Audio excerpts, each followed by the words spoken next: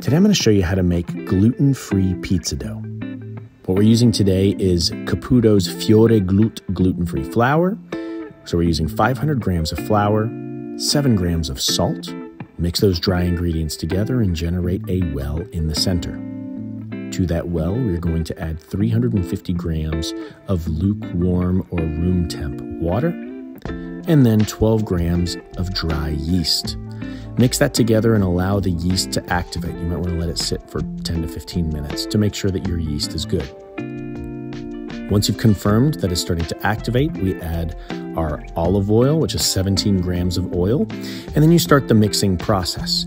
I'm using a Danish dough hook here, or you can even use your hands, but this dough is fairly wet, so I encourage you to use something like a Danish dough hook. So you mix this well until it is fully uniform. You can see it's still very wet. And then we add a little bit more of that gluten-free flour to the surface that we are rolling or kneading the dough on. And then we take this gluten-free dough out of the bowl and place it on our work surface.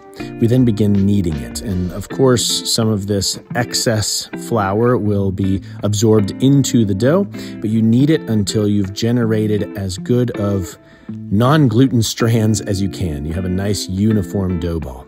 Set that off to the side, and we're going to let that rise. I added a little bit of olive oil to make sure that it comes out easily in my rising bucket. So after a couple hours, you can see it has doubled in size. We kept it at room temp. I'm now dry washing my hands and flouring a surface.